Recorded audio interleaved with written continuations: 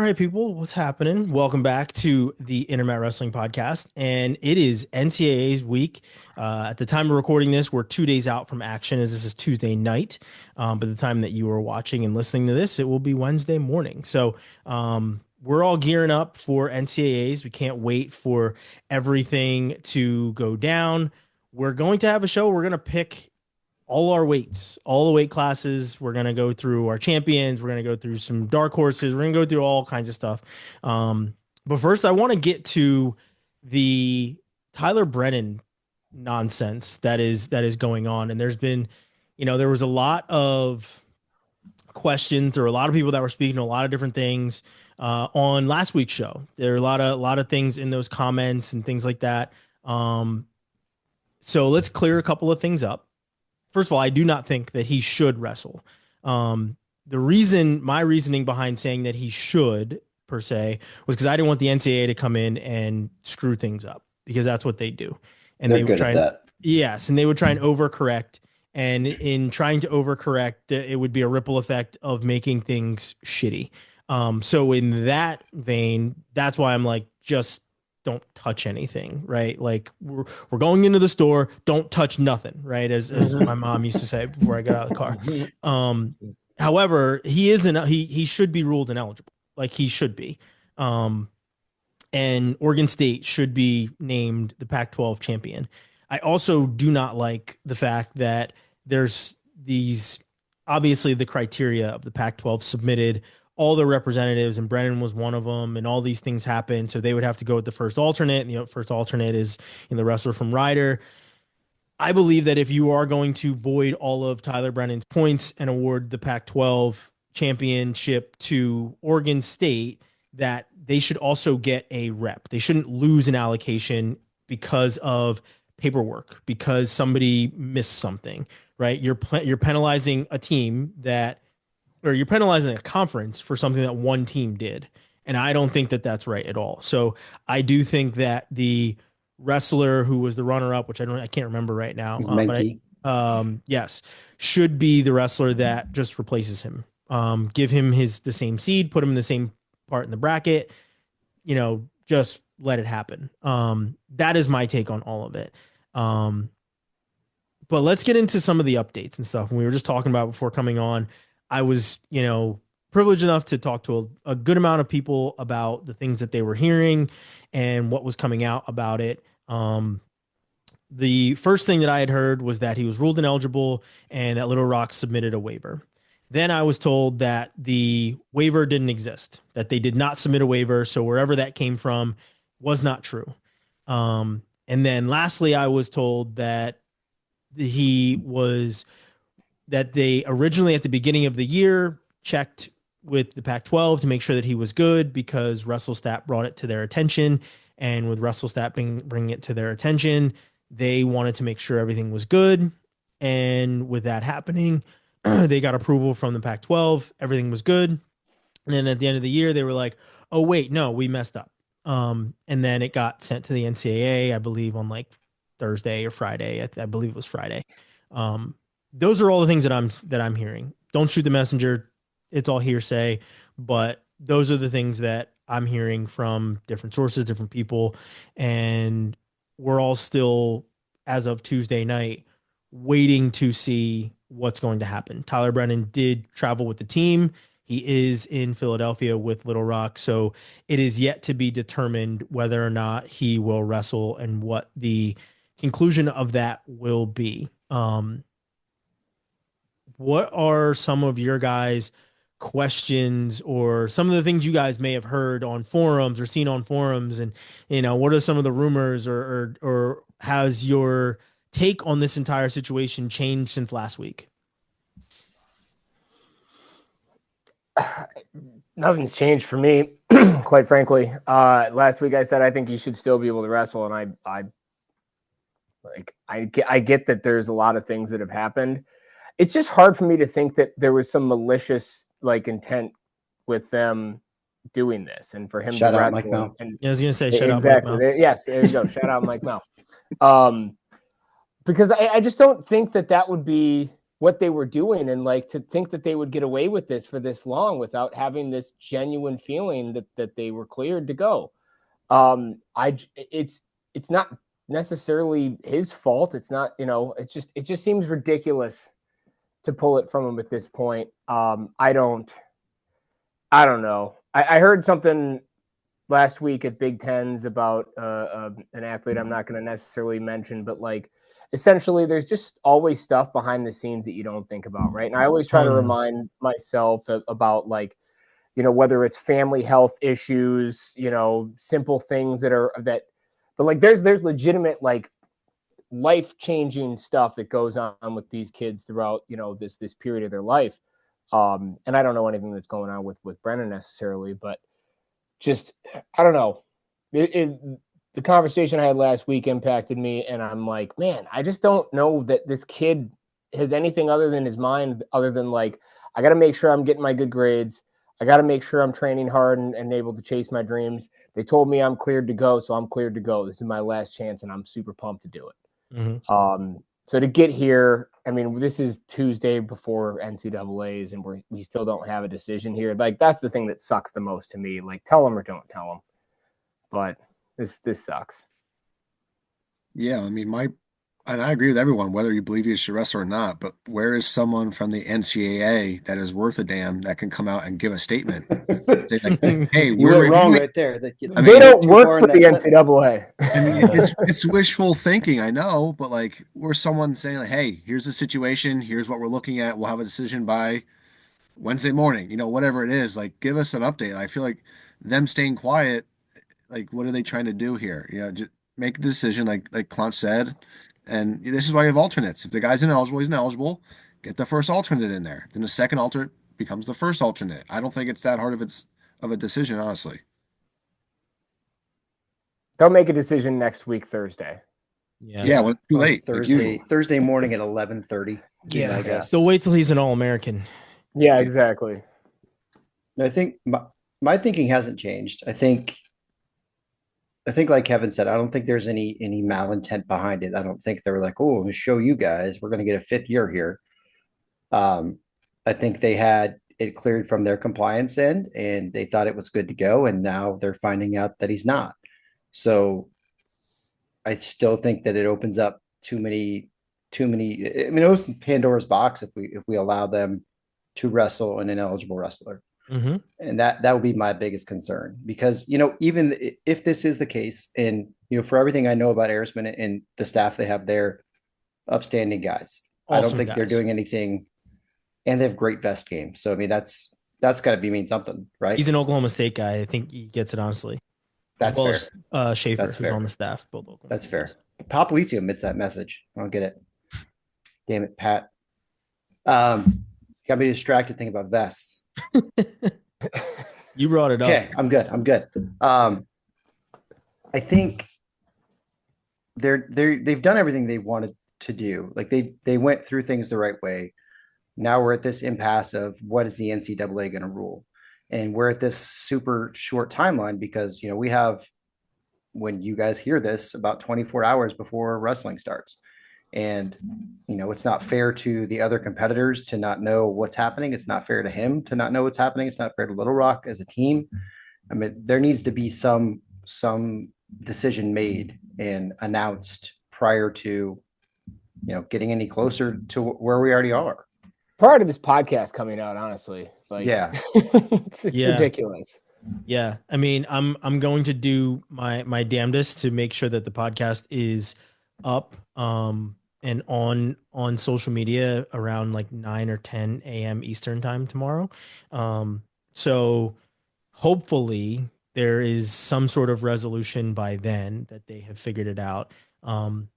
Because this will be in the last couple of weeks, we'll have two wrestlers that are waiting to see if they can step on a scale. I mean, first it was Anthony Knox. Now it's Tyler Brennan, right? Now, let's be clear there, for two very completely different reasons. But there's rulings and waivers that are going on as all these things are trying to unfold and everybody's trying to unpack all of these things.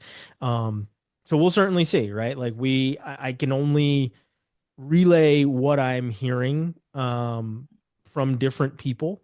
But one of the things that a friend of mine had been asking about is, over these last couple of years, we've seen how many guys from multiple different sports that have had so many different years, so many more years of competition in college.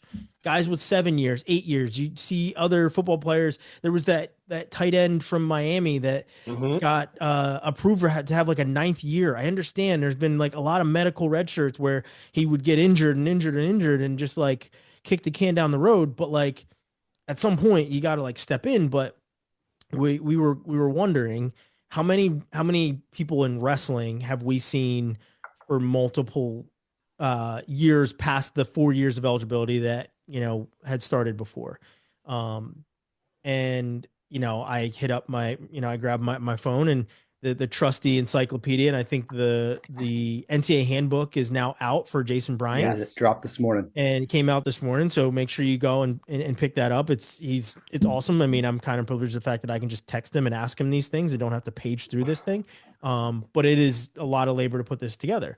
But there have been, as of right now, and I know it's going to go up obviously because we're 24 hours out from this year's tournament, but there's been 97 guys that have wrestled in 5 postseasons so far. And and I have the list. He sent me the list of guys. He easily, pulled it because it's a spreadsheet. 97 guys, and those guys, and it only goes back to like 2022. That's the thing. It's literally just over like the last like 3 or 4 years. That's it, because of all the stuff happening with COVID. So it's just like, it's very interesting to see how all of these things kind of come to pass. And the reason why Tyler Brennan is not eligible is because he didn't wrestle during that 2021 free year. Because if he did, none of this, I don't think any of this would really be an issue. It would be like, oh, just crazy. This is his 5th year. Right. It's such a ridiculous loophole. It is. It really is. And the last thing I want to say, and I know I'm going back on the whole talking too much thing, but I'm getting a lot of feedback and information from a lot of different people, is the false equivalency between this situation and the Josh Humphrey situation. It is not equal. And even though I do believe that Josh Humphrey should have had another year, I think he should have been able to compete for sure. These are not the same. Even in how the schools direct themselves. And Austin can attest to this, in the NWA, it is not called a red shirt. It is deferring eligibility, even down to that, right? So the verbiage is completely different. So like trying to call up that as an equivalent, it's not equal to me, because the schools are governed differently. And this year was the first year for Ivy League. If Lehigh had a Patriot League, their red shirts would be different. And I know this because, I've had friends that have gone to Lehigh. My nephew just played football in the Patriot League. So like, I understand the nuance behind it, which is why you won't get a Patriot League in wrestling, because they do not want their red shirts to be treated the same as they are in football. There's differences for every single school and how all of these things are governed. So, and again, I think Humphrey should have had that extra year. I think he should have been able to wrestle, no question about it. This situation, he's an ineligible wrestler, and he should not be able to wrestle by the book and by the rules. So that was the last thing that I know people were trying to talk about and bring up. And it was just, for me, it was a false equivalency. I didn't see that it was a parallel option or even, equation for me. Any other thoughts, gentlemen? Are you ready to get to these brackets? What brackets? Let's ride. The basketball ones? I do want to make a point, because now I feel obligated. All right. First of all, shout out Kevin McGuigan for the shirt. Yeah, shout out to Kevin McGuigan, Philly Wrestling. All right. I wore mine earlier. Also, that's why it's not on that. Podcast of the year. There we go. 2021-22 Blood Round. But the reason does that mean you get a media credential? Is that how that works? I have one from 2018, 2019. It's got a couple of pens and stuff in it. Right. There you go. But I don't want to look like a degenerate. I've got mixed messages. I thought we were having drinks on this podcast. No, I so just that's why I'm doing it. I just Some of didn't us are, grab Kevin. anything. Some of us are. Yeah. So the, I was like, I need to make sure that I'm not like the comments, we're getting good comments. We appreciate everybody jumping in there. Slap the mat. You're doing a great job. Keep it up. But I don't want the comments to be like, dude, what WTF? Like, yeah, I will be drinking on the post NCAA podcast. I think the upside here, Kevin, is that nobody can actually see you clearly through your 1993 webcam. I know, dude. Yeah, different computer. I'm glad you pointed that out too. Different computer. Turns out there's camera's been different drinking. quality cameras. Yeah, seriously, the camera. Go home, you're drunk. Yeah, so this is the me you're gonna see and deal with today. Oh, good. I think most people just they just listen. They don't actually watch us. Good. Which is perfect for them. Lucky them. Perfect for them that they just watch us. But let's get to these brackets. First of all, I do not know who created the Excel spreadsheet bracket, but shout out to you. Shout out to you. The greatest. If you watch this, yes, very, very nicely done, because it made it super easy to go through the bracket, have my different matchups auto-populate, go where they're supposed to go. And mostly because I'm seeing a lot of people that are complaining about the PDF brackets not having the correct bout numbers. So as they're trying to do certain half things, of them have them and half don't. It's not matching up. So the Excel spreadsheet bracket, which, you know what, I'm going to put the link to it in the comments. So if anyone does need them, it'll be linked straight to you, and it downloads straight to your computer. It is not a virus, I promise you. I'm literally looking at mine right now. That's only from Kevin. Yeah, you only get viruses from Kevin. But this bracket, perfectly done. Love it. Whoever created this, awesome. I got the link secondhand, so awesome. Awesome job on this. I am going to start with Kevin, because we're starting at 125, obviously, and Kevin has on, it may be a backwards hat right now, but he is telepathing who he thinks the champion is going to be at 125. So give us your thoughts on 125, Kevin. Be the Big Ten homer, I guess, so to speak, and let it fly on why you think Mr. Matthew Ramos is going to be the champ. Well, that was quite assumptive of you, Ryan. No, I am wearing a Purdue hat. It was backwards earlier because, my camera sucks. All right. I just think he's awesome. I think he's had a fantastic year. I think the guy we saw at Big Tens wrestling in the finals and quite frankly, wrestling for most of the tournament that way. He didn't look like the same guy that we saw all year, who was just light on his feet, moving, having fun wrestling, doing the things that we've seen him do and having success with. It's funny because we were talking a little bit about some of the, people he hadn't seen. And it turns out he hadn't seen Lillidahl earlier that year. He hadn't seen Vincent Robinson because Robinson got hurt at Cliff Keen. He hadn't seen Caleb Smith to that point. And Joey Cruz, the top 5 he hadn't seen. And Joey Cruz. Yes. So, which was top 5 seeds, I should say, at Big Ten. Yes, at Big Ten. Exactly. So, and Cruz had a bad Big Tens regardless, but that's beside the point. So, Matt Ramos, though, he just didn't wrestle a great Big Tens. I've seen his whole career, and I've seen what this guy's been able to do, who he's been able to beat. I've talked to the dude. He's awesome. I'm a big fan of his, and I want him to get it done.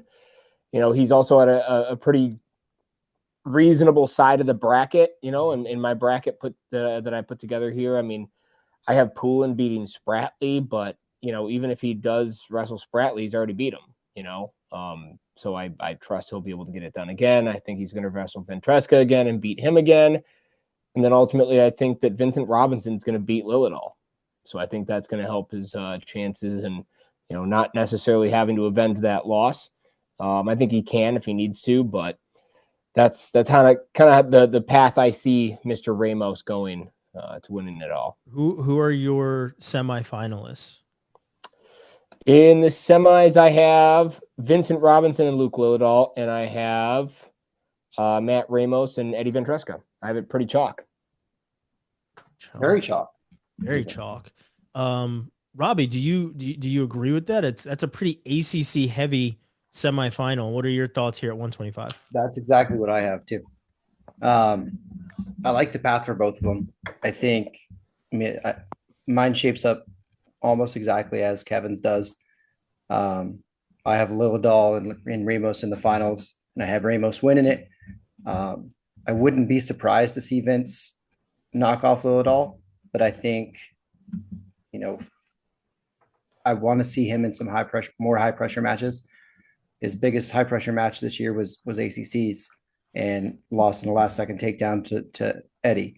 So I think NCAA is going to be a really big test for him.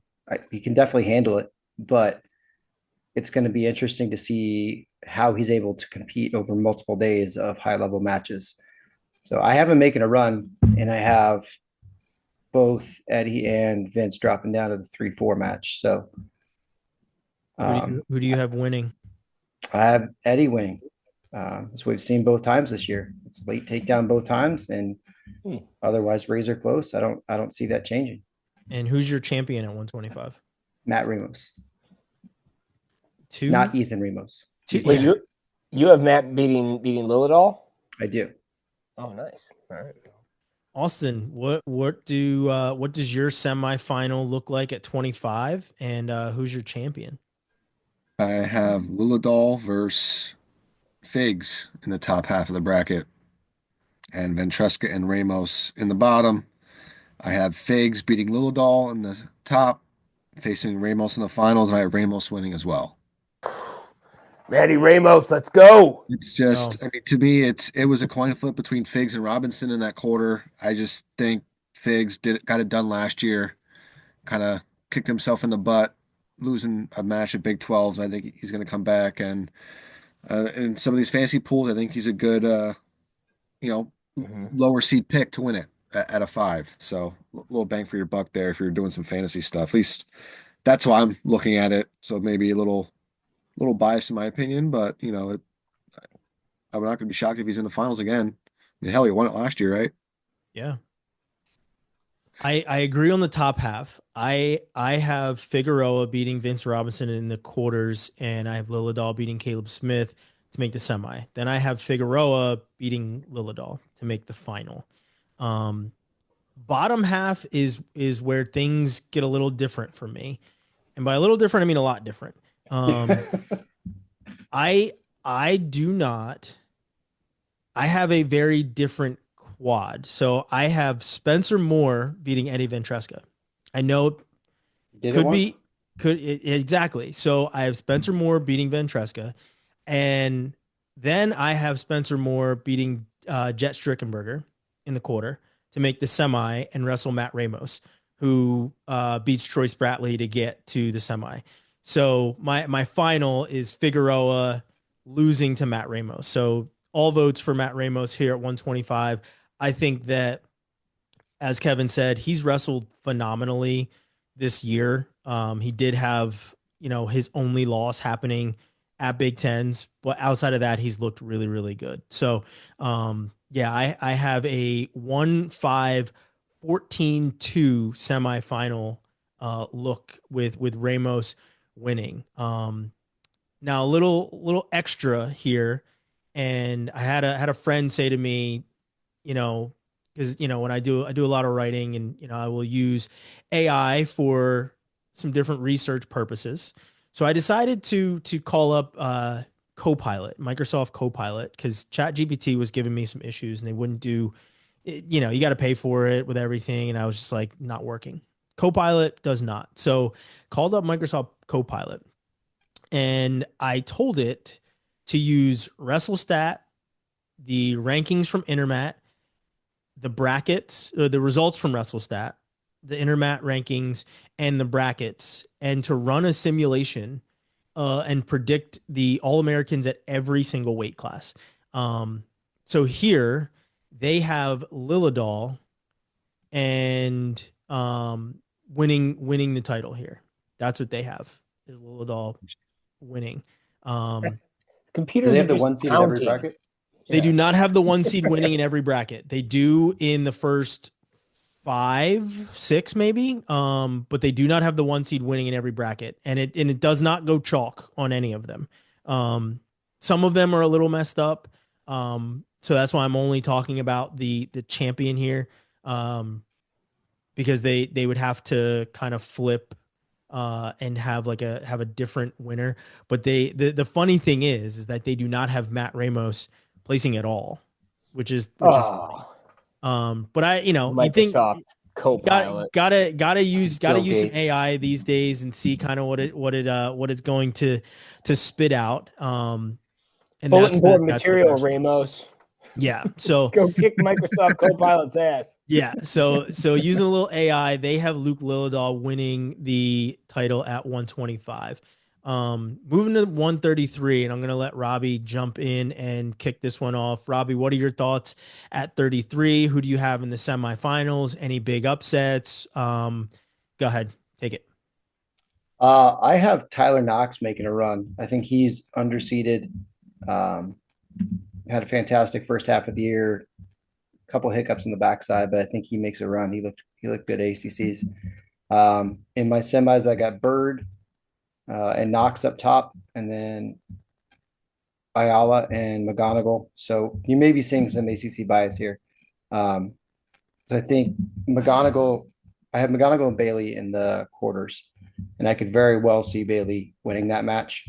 But McGonigal's impressed me every time I've seen him, just with his ability to win close matches, and that's what does it at this tournament.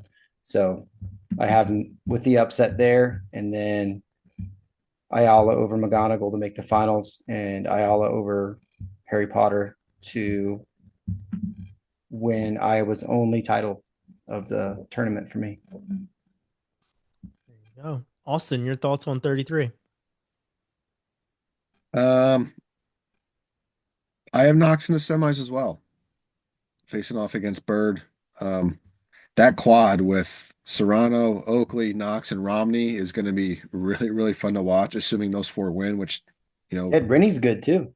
Yeah, Rini is good there too. Yeah, so that'll be a fun one to watch. But yeah, I have Knox and Bird in the semi, Bird in the finals. Bottom half, I have Frost and Ayala. Frost as the 11 seed coming out and going on a run. I have Ayala winning that, and I have Drake Ayala winning this weight as well over Short King Lucas Bird. Interesting. Kev? Yeah. I mean, I got Short King winning it all. He's here to collect cool stuff. So I'll start with that. I do have him and Ayala in the finals. Moving back here a little bit, I've got Lucas Bird over Braxton Brown to make the semis. I have Angelo Rini beating Dominic Serrano, but I guess Ethan Oakley for that matter too. So I've got him moving on to the quarters. He loses to Zeth Romney. I know Zeth has had some interesting losses at times this year, but he's got some pretty solid wins. So I'm going to give him the benefit of the doubt, making the semis and dropping that match against Bird. This year Bailey beats Connor McGonigal. 3 is higher than 6, and I haven't seen enough of McGonigal to have a strong opinion. I'm surprised he's 15-1. That's pretty great. And ultimately, I do want him to do well, because it's it kind of stinks when you are at a program, you're wrestling really, really well, and then you get stuck behind a guy like Crookham. It just stinks for Lehigh in general this year, because McGonigal's clearly a dude and is really good. And I do have him as an All-American. I think I have him placing 4th overall. But, overall, here's where we are. So Ayala beats Bazakis. Ayala beats Bailey. And then we've got a Big Ten Finals rematch here. And Lucas Bird, I think he gets it done. I agree with Lucas Bird. And you guys know I've been flying high with the Bird since the beginning of the year. Pun completely intended. Bird is the word. Bird has been the word all year. I think I had one little misstep where I changed because he was not wrestling as offensive as I thought he should be. And then he looked phenomenal at Big Tens even before pinning Ayala in the final. So I have Bird winning. I am not a ACC homer. Should However, be. It's a good place to be. however, I do have Kai Orini making the quarters, Same. and wrestling Drake Ayala. And I have Drake Ayala winning that match, and then I have Nasir Bailey making the final. I have set, and I'm at 133. I'm completely like sticking to my guns because I have said in the past that Nasir Bailey would be the first finalist for Little Rock, and I'm sticking to it. And I think he's in a good spot in the bracket where he can do this. So I think that it is going to be Bird versus Bailey in the final, and that Bird wins. I also have Kai Orini placing 8th, so I don't have him kind of doing any sort of like slide per se, but I do have him completely out wrestling his 26 seed and becoming an All-American again. So in that top half, though, I do have Tyler Knox, but I do have Knox losing to Serrano and then Serrano losing to Bird. That is where things kind of go for me. AI Knox also does have has a win Lucas over Bird. Romney. What's that? Knox does have a win over Romney this year in the duel. Yes. Yeah, so I do have Knox beating Romney, but then I have Dom Serrano beating Knox. So to make the semi. AI has Lucas Bird beating Ayala in the final as well. So their 1, 2, 3, 4 is Bird, Ayala, Bailey, and McGonigal. That is their top 4 from the good old AI. Have I referenced Nasir Bailey's tweet from earlier this year on this podcast yet? I don't think you recall if have. I have. I don't think Not this episode in particular, obviously, but did I say something 30 seconds ago? No, but he had a tweet from earlier this year that I absolutely loved. He was like something to the effect of like, I've just been farting. Y'all ain't seen shit yet. And I was like, I like this guy. Like I'm in. He could do anything and I wouldn't be surprised. Him and Jordan Williams is like the tag team that we didn't know we needed until Jordan got to Little Rock, and it is awesome, and I love it. Oh, it's God, they're so fun. I'm gonna wear a Little Rock sweatshirt tomorrow. I just decided. There you go. Kevin, take it away with 141. All right, so Sergio Lemley, next topic. Yeah. He wins the rest of the weights. Yep. Oh yeah, here we go. How's that happen? Here we go. This is where the wheels fall off for me on my brackets, but I'm all in on it. All right, so I guess I'll start this by saying like Brock Hardy did the right thing by winning the Big Ten championship and put himself in the 1 seed. What he also managed to do, you know, I mean, you can't see the future and figure that out, but now he's on the same side as another national champion in Andrew Alirez. Alirez didn't look great, but he still only has the 1 loss, and I'm sure that he's ultra motivated and ready to go, and I trust that staff and him to get back on the horse and get it going. So I do have Alirez beating Hardy in the quarterfinals there in the 1-8 matchup. I do have the rest of it's pretty straight up. I've got Cale Happel actually beating Coderhunt of Navy to make the semis as well. So you have Alirez over Happel. And then I've got on the bottom side Bartlett and Mendez. We all want to see it. I thought about doing Von Bauer over Mendez, but I wasn't ready to do that. Not ready to commit. Cold feet. I know. Sometimes you get cold feet, and it happens to the best of us. But God, because now I look at it, that would have been a lot more fun to just have Vance Von Bauer just barnstorm his way to the finals, beat Bartlett and Mendez, and then ultimately lose. But hey, this is probably better for him. Andrew Alirez over Bo Bartlett. I just think Bartlett's had Mendez's number all year, and it's it used to be back and forth. This seems a little bit more complete and definitive. So, but yeah, I think Alirez ultimately is going to have too much offense and too many different ways to attack and finish out his career on top. Nice. Austin, Coderhunt for the win, I'm guessing. No, I was not that much of a homer here. I do have top 8 in the quarters. I do have Alirez beating Hardy as well. I did pick Coder Hunt over Happel. I think that's probably more of a 50-50, but gotta show love to Coder Hunt. Love that guy. Then I have Mendez over Von Bauer, Bartlett in the semis as well. I have Mendez this go around beating out Bartlett in the semis, going into the finals. I have the Nice. winners in the final as well, and I have Mendez winning it. Not sure why, for what reason. I just felt like Mendez is due now. Yeah, I don't know. Yeah. Robbie, As your you can thoughts? see, I'm not- When you I'm not say very it out confident. loud, it makes sense that way. Yeah, I'm not very confident, but that's just what I was feeling it, wrote it down, and boom, that's what's gonna happen. Yep. Book it. House Mazzilli championship. Robbie, your thoughts? This is one where I think I went through the brackets a few times and made completely different choices every single time. Mm-hmm. On my final draft, I have the quarters as chalk somehow. Interestingly enough, but that's where I have. Turns out the numbers were right. Yeah, weird. I have Alirez over Hardy. Then I have Happel over Coderhant, Mendez over Von Bauer, Bartlett over Jameson. In the semis, I got Mendez beating Bartlett and Happel beating Alirez. I don't know why. I'm just siding with the Fighting Schwabs on this one. And he's had a solid year. It wouldn't surprise me to see him make a run. I think Alirez having such a low match count makes me a little leery that he's able to put it together again, but we've seen him do it before, so that wouldn't surprise me either. But I've got Mendez over Happel in the finals.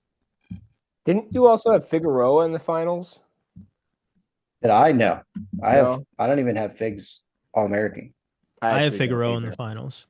Oh, that's what it was. Okay. Me too. I was trying to double check on the match count comment. I was like, they're kind of similar, but anyway, Yeah. I was I have, wrong. I have Figs in the finals. I have Figs losing in blood round.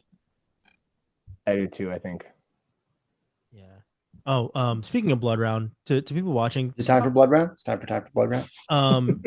Yeah, that, and stop calling the part of your little kids tournament the blood round. There's only one. I wholeheartedly agree with Johnny and Julius. There's only one blood round, and it's at the NCAA tournament. So let's stop doing that. Anyway, I have Jesse. I love the self promotion. It's not the same. It's not the same. It is not the same. It shouldn't be. No, not for a second. And that's the thing, is like, I had a friend of mine, his son is like, I don't know, 8, and he posted a picture of little kids wrestling and like hashtag blood round on it. And I just kind of shook my head. Like, yeah, doesn't exist when they're that young. Anyway, I have Jesse Mendez winning, and I have him beating Brock Hardy. I have Brock Hardy getting his revenge on Cale Happel, because I believe, Happel beat him this year. That is one of Hardy's losses. So I have Happel beating Coder Hunt and then losing to Brock Hardy in the semis. I have Alirez losing to Brock Hardy in the quarters. I have Alirez taking 5th. But then I have Mendez winning. I have Mendez beating Bo Bartlett, obviously, beating Von Bauer, and beating Sergio Lemley once again. I do have Jameson wrestling Bo Bartlett in that bottom half, but ultimately it's all signs point to a Jesse Mendez and Bo Bartlett rematch, and then a Mendez Hardy match in which Mendez ends up winning it. I just feel like Mendez has now taken his lumps, and it's a different year where you now have guys that have closed the gap, and not say that there really was a gap between him and Bartlett. I think that they've always been, neck and neck. It's just a matter of Mendez able to score when needed. Now it's Bartlett being able to score, when needed and take the lead on things. I think at this point in the tournament, it's Jesse Mendez that pulls out something cool like he did last year at Big Tens and secures the winning takedown. I don't know if it'll be an overtime match, but there will be a takedown that separates this match, and it's not going to be one of these 2-1 ride out, riding time type things at all. But I do have Mendez winning it. AI did go with the top seed. That is something that did happen, but they have Jesse Mendez losing in the finals to Brock Hardy. So we'll certainly see how that pans out. 49, kicking it to you, Austin. What are your thoughts here? I'm going to make Robbie happy and say Caleb Henson is my champion. Because that's the right answer. Yeah, I just think he's been looking good, hasn't gotten beat. I think he's the guy. I do have him beating Van Ness, who beat Lovett in the semis, and I have Henson defeating Parko in the semis. So 1-5-3-2 in the semis. Nothing crazy for me. I do have Wazlowski over Williams in the round of 16 there to make the quarters, but that's about it. Everything else is scratch for me. Robbie? I've got Caleb Henson continuing to make his dominant run. I got him over Parko in the semis, and then Lovett over Van Ness on the other side. Very interested to see Lachlan McNeil, Shane Van Ness quarterfinal. I don't know how that'll shape up, but I think you give the nod to Penn State in March, which is kind of how it works.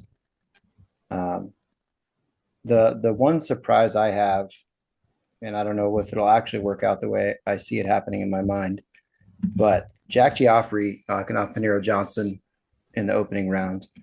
I think Paniro off the scale and Giaffre having the gas tank that he has and able to win matches late like he has. I think it's a real upset potential there early. Interesting. Kev? And I don't like seeing Paniro's underwear when he wrestles. Uniform violation, damn it. Yeah, what happened to that? Why is that no longer? Someone needs to call that shenanigans. They only follow some rules when they feel like it. Yeah. Exactly. Yeah, we're Rules gonna for just some pick and sometimes. choose what rules we want. Ineligibility, not a rule. You can fight, Exactly. not a problem. Tyler, if Wear your underwear however you want to. Exactly. If you wear underwear on the outside like Quail Man, you'll be fine. There we go. That's what we need. Oh man, the references. I love it. Reference. I was not People won't expecting a get- Quail Man reference. Whale tonight. Man reference. That is amazing. It's too awesome. Go ahead, Kev. I actually have Lachlan beating Shane Van Ness. I don't know. Van Ness has looked great at times this year and fantastic, and the way he moves is unbelievable. I just was looking at it. I'm like, damn, dude, like Lachlan's got a couple losses to Henson at this point. He's almost beaten him a couple times. I think that the 5 looks worse than the 2, and I don't know that it should, based on how many times he's wrestled. How many times has he wrestled Henson? 3 times this year? 1. What, just 1? Just 1. They didn't ACC wrestle in a finals. duel? Nope. Henson was hurt. Henson duck. Evidently, yeah. Henson, known to duck and stall. Those are his downfalls. Just kidding. Just kidding. Well, maybe the 5 should look like a 5 at this point then. No, regardless, I stand by it. Ultimately, I have Ridge Lovett beating Cannon Webster to make the semis. I have Ridge Lovett beating McNeil again. I have Parko beating Henson. I think that if you get a pissed off and offensive-minded Kyle Parko, he can get it done. I think that guy's as dangerous as anyone gets. I actually have Dylan D'Amelio beating Paniro Johnson earlier, though, too. Paniro wrestles close matches, and this is a dangerous tournament to do that in. So that's my only justification there.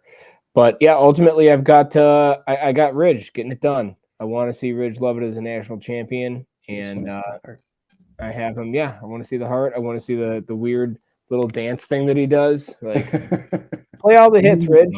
Play the hits, my friend. Get it done. I think that Kevin and I have the same bracket because I also have D'Amelio beating Paniro Johnson. I have Parko losing to Henson. I have I do have Shane Van Ness beating Lachlan McNeil. I do not have that one. So that's where we differ.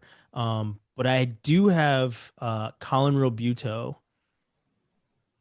losing to Ridge Lovett in the quarters. But I do have him beating Cannon Webster, Ty Whalen losing to Ridge Lovett as well. But I have Ridge Lovett winning the title here in a close one. So yeah, I think even though it was a 1-0 win over Webster in the Big Ten finals, I think we saw what Ridge Lovett can do in his matches against Parco in, what was that, the semis or the quarters at Big Tens, and then also Van Ness during the duel. That is the best Ridge Lovett. The best Ridge Lovett is a guy that comes out, scores points, and is opportunistic on top with legs. And that's the guy that I think ends up winning this title, honestly, because he knows what he needs to do. And I think against Cannon Webster, it was a lot of uncertainty is what it felt like watching it. Like he just didn't know how to attack him, didn't know how to get in on his legs. So he just, kind of succumbed to playing a defensive battle and, eking out a 1-0 win. But I feel like against guys, obviously, that he's more familiar with, and, him and Henson have obviously wrestled. He's literally wrestled the top guys in the bracket, at least the ones that he's going to have to really put it together against. And that's Van Ness, that's it's Van Ness or Parco on the other side, or Henson. Right. So, but I have Henson losing to Ridge Lovett in the final. I have McNeil taking 6th. I have Jordan Williams taking 5th as well. And then the AI is taking Caleb Henson over Shane Van Ness is what the AI is taking. They have Ridge Lovett taking 5th. So we'll certainly see what happens. It's a bold choice. Very bold choice. Very, very bold choice. I'll kick off 157. And here is where I am pretty chalky. The only spot that I'm not,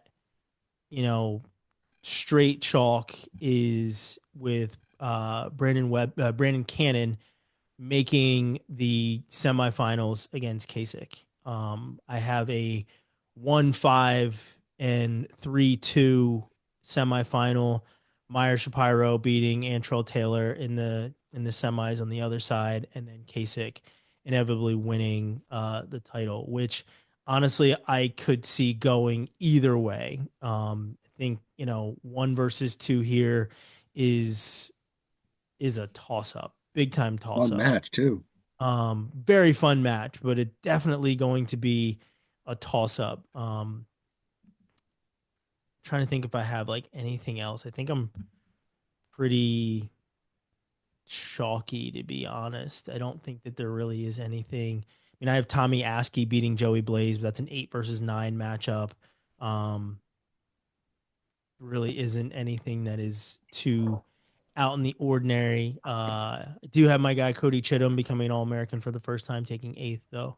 And then Ja'Cory Teamer taking 6th, but have him most likely making the 5th and 6th match and just defaulting because the shoestring and bubble gum is just completely worn out. That's keeping his limbs together at that point. So that's kind of how I'm feeling. Robbie, your thoughts here at 57? I got Teamer losing first round to Lovett. I just don't. I mean, for everybody saying he's going to be ready to go for his 37th NCAA tournament, he just hasn't looked himself. He's barely held together. I just don't see. I don't see him making a run. He very well could win a couple matches. I just don't see it. I don't see it happening. I mean, we know how brutal this tournament is, and if you're coming in that broken up already, I think it's going to be a hell of a ask to make a run here. I just want to see him wrestle Meyer Shapiro. That's really what I want. Yeah, I would like to see full strength Ja'Cory Teamer wrestle Meyer Shapiro. That too. I don't want to see broke down Jabari Teamer wrestling Meyer Shapiro because I don't think that'll go well for him.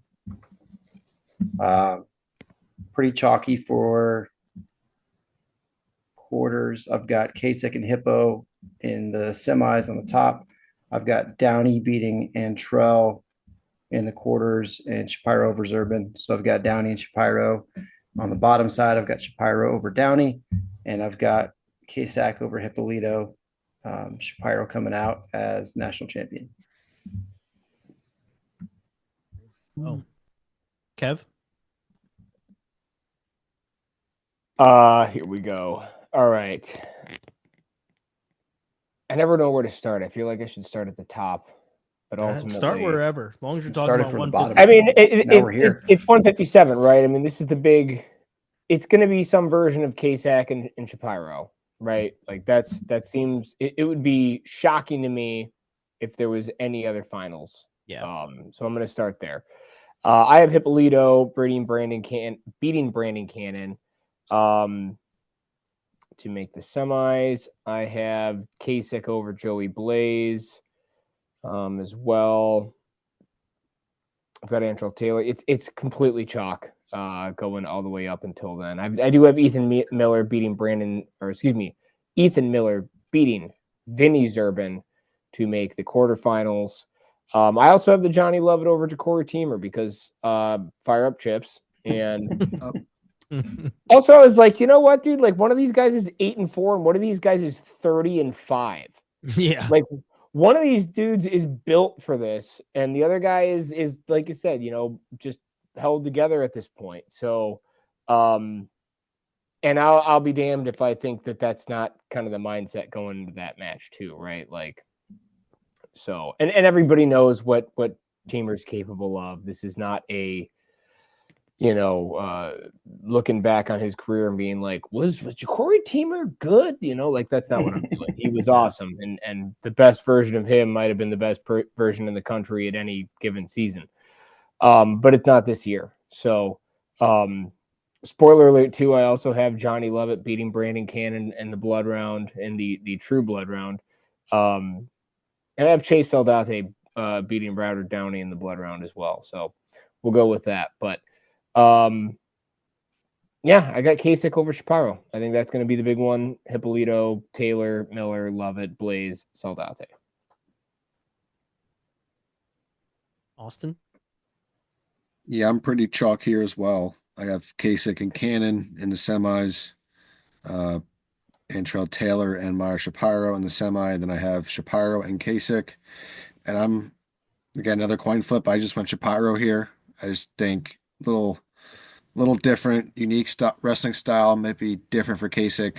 I mean, I don't know. Just trying to come up with a reason why I picked it. It's a 50-50 one again. So, yeah, I'm going with Shapiro, and I think that'll be one of the better matches in the finals if it lives up to the hype. My only concern at this weight is that we have two guys who are favored to make the finals who are one bump to the head away from being done. And this is a brutal tournament and the injury likelihood is high. So that's my only hesitance to pick either of them. I mean, I think they're both certainly talented enough and favored to make it, but I'm concerned that, a small injury that normally you'd be able to fight through can be an ender real quick when you're dealing with head injuries. I watched, pretty sure it was, Kasich took a shot at Big Tens to the head. Mm-hmm. They checked him out, sent him right back out there, right? Yeah. I feel like we just talked last week about the Harvard kid going after Shapiro, and he was getting pissed off about it, but ultimately finished off the match and was fine. I like, once again, glass half full. I like to think that there are trainers and people around these guys who are making sure that they are A, ready to go, B, coaching them through these situations and positions and giving them, new techniques and approaches to figure it out and to avoid this from happening again, while also still being able to perform at their highest level. I think best case scenario, these two guys, highest level, are easily the best in the country. I'm not going to change my bracket because something might happen. Yeah, no, I have them both in the finals. That's just a concern that I would have with anybody who's prone to head injuries and has multiple this during a season. Yeah, you almost got to wonder how much the refs are going to allow, hits to the head for their opponent, jabbing at the face and whatever. Because that's what Shapiro was getting a little upset about at Ivy's, like we talked about. Harrington was just kind of clubbing him hard, and it was all within the rules. But when you have coaches on the mat yelling, the ref's going to eventually stop it. So we'll see how it goes there too. That's why I keep yelling. I'm just praying for quick reviews and reffing consistency. So basically catching lightning in a bottle is what I'm hoping for. Good luck. Good luck with that one. We're also hoping for good decisions from the NCAA. So we haven't gotten one of those yet. 165. Kev, you can kick this one off. All right. Bowman Antonona wins it all once again. No, Mitch Messenbrink gets it done. You gave me the fun one. Mitchell Messenbrink is gonna win. He's beaten everybody, just beating the hell out of everybody all year. Where do I have the weirdness go on? I do have Bo Mantanona, damn it. I have him beating Caliendo. Damn it. Yeah, they didn't wrestle as far as I can remember, and I don't have any reason to not be a homer. So I was like, what the hell, He's weird. He could catch him in some cradle or do some crazy stuff. He pinned Andrew Sparks in 30 seconds. He's a dangerous dude. So I just figured, what the hell? If I'm gonna have fun with this bracket, let's have fun with the bracket. So I did that. I have Mitch Messenbrink beating Nick Hamilton in the quarters. I have Barraclaw beating Ramirez in the quarters. I have, like I said, Mantanona beating Caliendo. I have Peyton Hall over Andrew Sparks because I have Patty Gallagher beating Hunter Garvin in the first round. See, you have been drinking.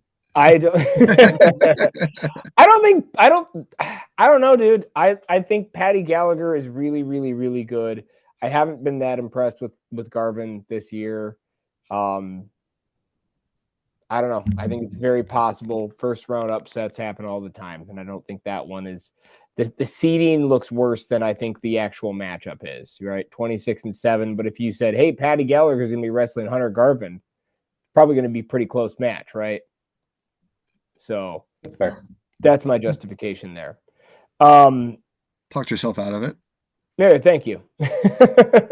Peyton Hall ends up beating Mantanona, surprisingly. Messenbrink over Barraclaw, and then you've got Mitchell Messenbrink winning it all. Probably text Peyton Hall in the finals. I'm going to jump in here because I'm going to back Kevin up because I have Patty Gallagher going all the way to the semifinals. And you're not even drinking. And I'm not even drinking. But it is the same. It is the same logic that Kevin just said. Is if you said Patty Gallagher beats Andrew Sparks, I don't think anybody's like, oh shit, that really just happened, or that he beat Hunter Garvin. Oh shit, that really just happened. So I think where you can call me crazy is him beating Peyton Hall, the 2 seed, which is fine. But I feel like if you're riding that high, you're on a roller coaster that no one else is holding on to. If you've got that many in the bag, I do have him losing to Caliendo. Outside of that, the other upset that I have is Bo Mantanona losing to Scholes. Scholes then losing to Caliendo. And then on the top side, this is probably like where a lot of my upsets are coming from in this one. I do have Chris Minto, who I've been very impressed with throughout the year. Chris Minto beating Julian Ramirez. And mostly for the reason that I texted you guys about earlier in the day, because when I looked at, and I love Julian Ramirez, I've loved him since he was in high school. Awesome kid. But when I looked at his results from this year, it just looked very protected to me. his only loss is to a guy that was in red shirt, didn't even wrestle this year. But everybody else, it's funny because we talked so much about, and I know he was out for most of the year. And we talked so much about Ferrari and how Ferrari wasn't hitting top guys. And then I look at Julian Ramirez's resume from this year, and I'm like, man, they did all that they could so that he would not be beaten up by the time this came around. They certainly did. This was, and I'm sorry to say it, and even if he was injured and whatever else, I feel like it was just very calculated to make sure that he was not, that he was in the best possible shape. And obviously everybody wants that. But when you look at the people that he's wrestled, it is completely clear that there was a plan for Julian Ramirez in his last year to make sure he was ready to go. I do have him wrestling to his seed, though. I do have Julian Ramirez taking 5th and becoming an All-American. I would love to see him become an All-American.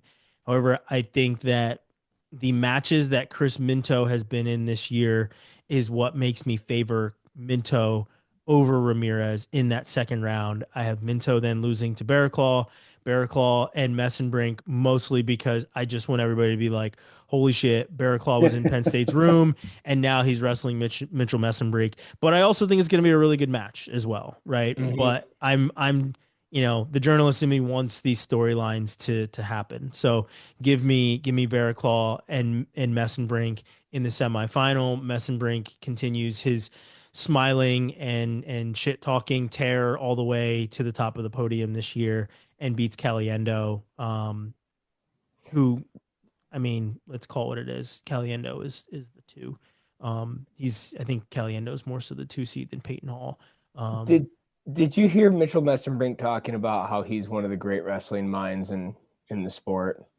How he himself? Or Messenbrink, yeah. How he's one of the greatest wrestling minds in the sport, and he feels like he's justifiable to say that. I mean, he just has these snapshots. He has these snapshots in his mind about how wrestling goes. I'm just like, you can get high on your own supply all you want, but it's not. It's very, I don't recommend it. Yeah. So That's interesting. Very interesting. Okay, Austin. I want to make a Silence of the Lambs joke, but I won't. Austin, you're up. I have Messenbrink, Caliendo in the finals. Messenbrink winning. I have Caliendo over Hall in the semi. In the top, I do have my guy Julian Ramirez. He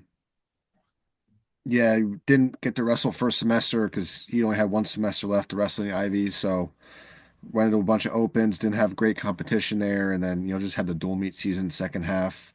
But I still think he'll be ready. 3-time round of 12. You hate to see it happen a 4th time for him not to All-American. And he's beating guys like David Carr. He's beating all these legit dudes. For him not to get one would kind of be a real bummer, in my opinion. So I have him in the semis. But I do have one first round, I guess I'll call it an upset. Number 20, Gunnar Filipovich of Army over Will Miller of App State. Not sure if that's even considered an upset. I see it as. It would be super ironic that Will Miller loses back-to-back matches to a guy named Snipe and then Gunnar. That'd be pretty cool. That would Keep be your head down, Will. Head on a swivel. Nice. Robbie. I have some chaos, mostly on the backside. I have Nick Hamilton making a run because I think he's criminally underseeded at a 25. I've got him beating Cam Amin, then Cam Steed, and anyone else named Cam. Yep. If it was Cam Messenbrink, I'd choose him over Cam Messenbrink. I think Mitchell will get that done. So I've got Hamilton to the quarters.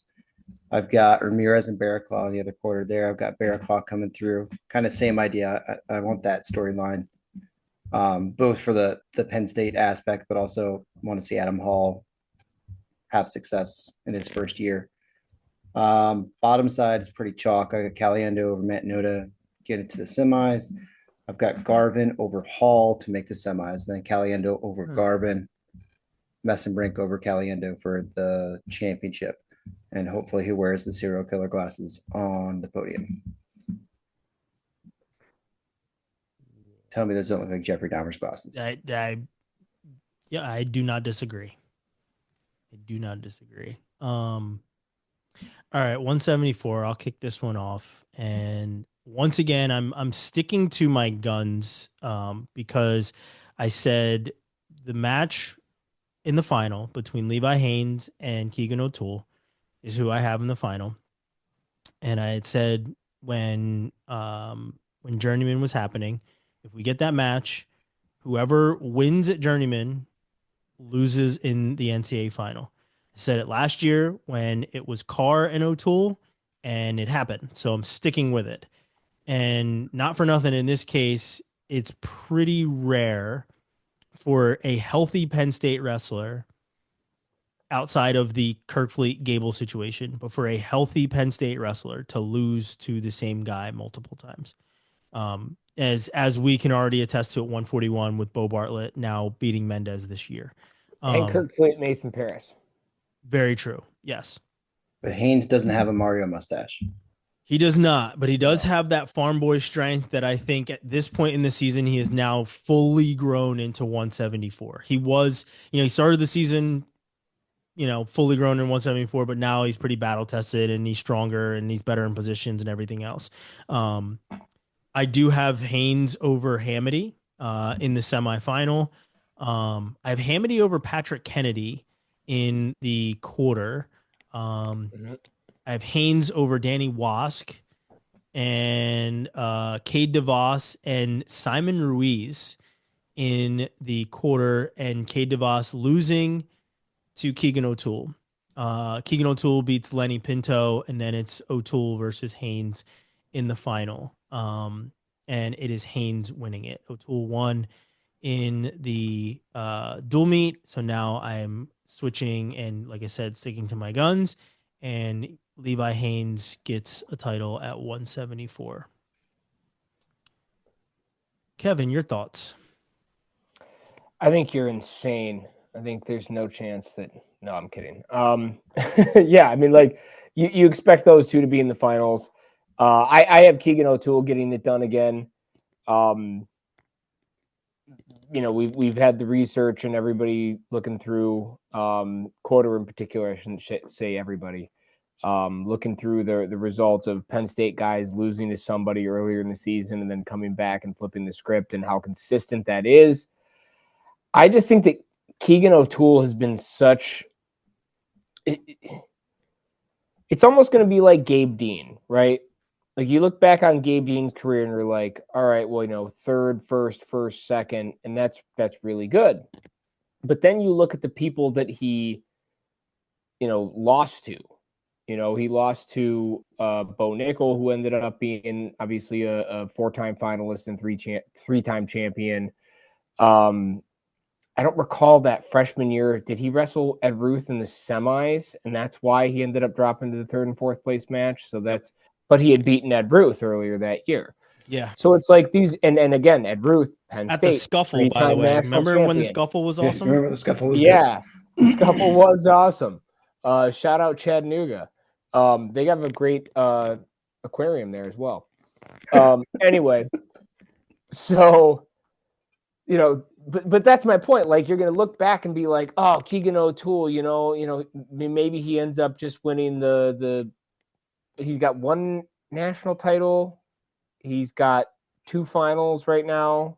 And then, like, if he doesn't win this one, he'll just be like, oh, one-time national champ, Keegan O'Toole. He's got but two. It's like, he does have two? Got two.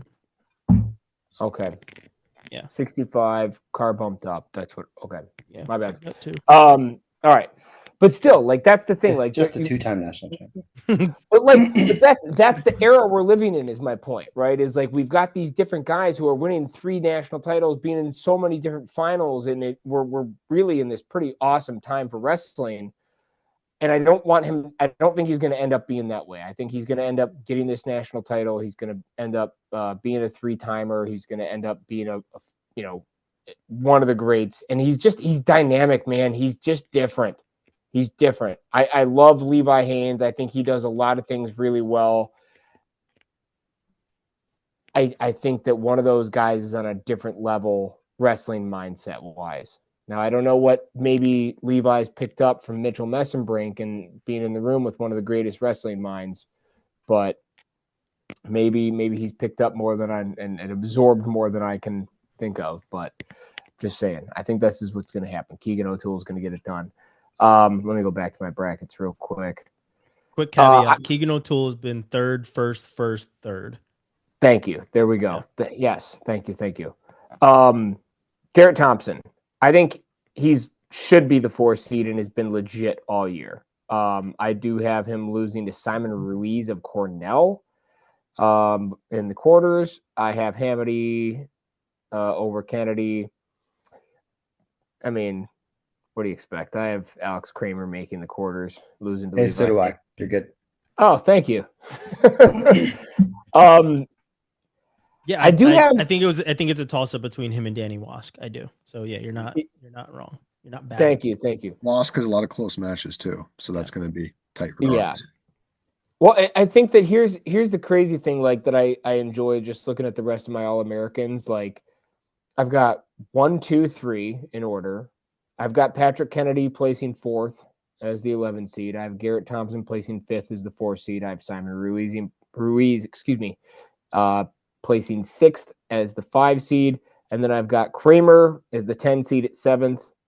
And I've got Danny Bronigal as the 20 seed at 8th. Because once again, Danny Bronigal is, I think, gotten to the point based on last weekend alone to say, like, oh, Danny Bronigal beat so-and-so. And you're like, damn right he did. Just sticking his face in there and fighting people. So, yeah. Nice. I also have Kennedy at 4, by the way. Austin, your thoughts? I have, you guys might call me crazy here, but I have 12 seed Miles Tackett in the semifinals. That's wild. Reason being, he has a major decision over the 5th seed, Simon Ruiz, on the year, and it was not a very close match. Didn't catch him, just took him down a bunch. And then I have him facing Bronigal in the quarters, and just Bronigal's all-year resume just doesn't. Last week, yes, completely different, but is he going to repeat that? If he does, yeah, I think he wins that one, but I just can't put all my eggs in that basket for 1 weekend performance when Tackett has been kind of solid all year. So I have Tackett losing to O'Toole in the semis, Hamady and Haynes in the semis as well. And I think I mentioned I have Haynes winning that one. Pretty much, I think what Holmes said, it's rare to see Penn State guys lose twice in a row to the same guy twice in a season. So I'm taking Haynes in that one. Yeah, but Tackett is kind of my wild card there, and might be a bit of a stretch, might be a bit of a homer pick, but I like the guy. He wrestles hard, and I think he's in a good spot.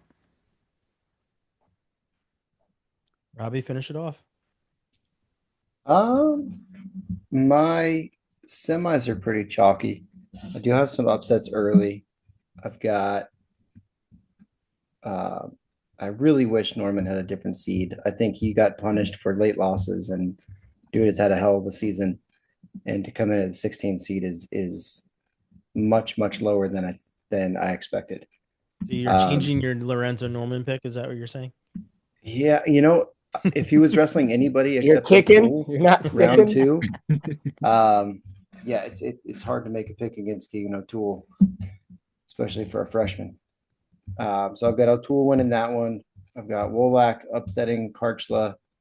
That's a homer pick for me, but that's an interesting style matchup as well. So I think that'll be interesting. That'll be a fun one to watch. I've got O'Toole over Pinto, Ruiz over Thompson, Hamady over Incontrera, because I think he's looked really good of late. I think he could definitely make a run here. And then I've got Haynes over Kramer to make the semis, Haynes over Hamady, and O'Toole over Ruiz. And I am taking O'Toole to win just his 3rd national championship. One could say that maybe he is one of the greatest wrestling minds, and maybe he sees snapshots. Maybe that's an Askren thing. Maybe that's what it is. He didn't say it, but it's possible. Maybe. You might think it's a thing. Sometimes you think things and don't say them. I just imagine the Hangover where Alan has all these equations going on in his head. That's what I imagine Messon Brink's like in these wrestling positions. Yeah, he's counting cards. Yeah.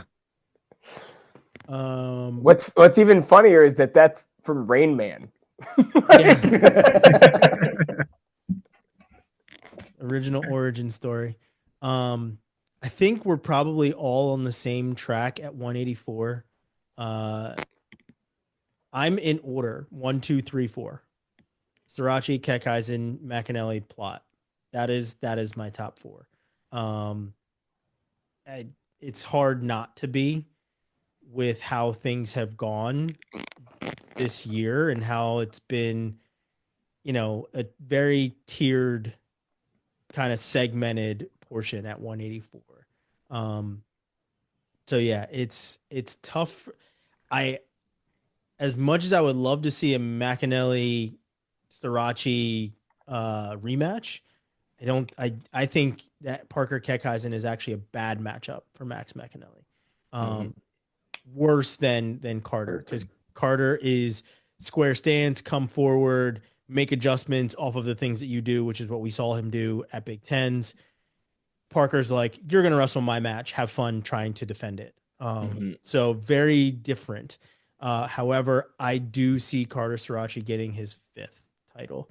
I think there's a lot that he probably learned from their all-star match, even though I do not think that, 1, Parker was in shape during that match. And 2, I don't think Parker wrestled like Parker in that match either, with being out of shape. So there's a very big difference in change that is going to happen with Parker and how he wrestles Carter Srirachi. However, I do think that Srirachi gets it done in a close one, and we might even see him in overtime once again this week. Robbie, you're up. I have Carter Srirachi losing round 1 to Caden Rogers. Of course you do. Of Lehigh. No. I do have him wrestling Caden Rogers, so we're right on that. Yeah, so we're on the right page. That match takes place. Though TJ McDonald has been on a hell of a run, so that's a toss-up. And I got Srirachi working his way through. Got him over Heller in the quarters. I've got Plot over Allred, who beat Berge. Then I've got McAnally over Foca and Keckeisen over Ruth to make the semis. I've got kind of what you said. I think McAnally Keckeisen is going to be a brawl, and it's going to be a fun one. But I've got Parker winning that one. I got Srirachi coming through, and just because I don't want to see a 5-time NCAA champion, I am picking Parker Keckeisen. You said you had Heller beating Jackson Smith. Yes, that's the only. I think that'd be a fun match. Yeah, that's the only one. That's the only spot that we differ outside of Champ, obviously. But everything else in that line is exactly what I have. Yeah, this one I think was seated well. Yeah, and like I said, like 84, it's been these 4 guys are the best guys. Mm-hmm. This is the next set of guys that are really good. So it's to me, this was pretty easy to kind of go through. However, that final, it's not easy to pick that final. It isn't. It is a toss up. You don't know which Parker you're going to get this time because the first one felt like a rope-a-dope. So we'll certainly see. Austin. Yeah, I got my quarters are scratch, except on the bottom I have Ruth over. I have Rogotsky winning first round. Yeah, me too. Let's go. A little bit of a wild card. I got that one. Yeah, he's just going to throw a headlock in the first 15 seconds. Yeah, then I just have Ruth winning that one, but then I have Keckeisen over McAnally, Srirachi over Plot, and then Srirachi winning. So, like I said, that one's it looks cut and dry on paper. We obviously know it's not going to happen. Just want to it'd be exciting to see where shit hits the fan. Mm-hmm. That's why I threw Ryder Rogotsky in there for a wings. I was like, the semis are going to be chalk. I need a little bit of chaos early on in this one. And I had him beating Ruth originally, but I just think Ruth is slow start to the year. He's picking it up now.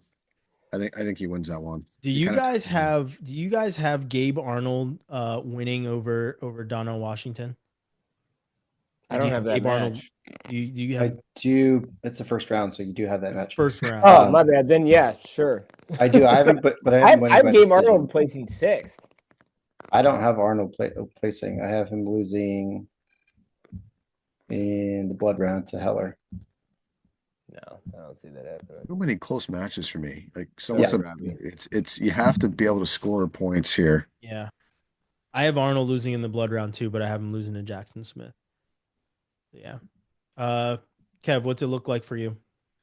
Yep, Srirachi over Keckeisen in the finals is what my pick is. I justified the same sort of thing as far as, Keckeisen and McAnally, and it's just going to be a different pace and different intensity. I do have Plot taking 3rd in this one. I just think that Plot, I just have more confidence in a guy I've seen do it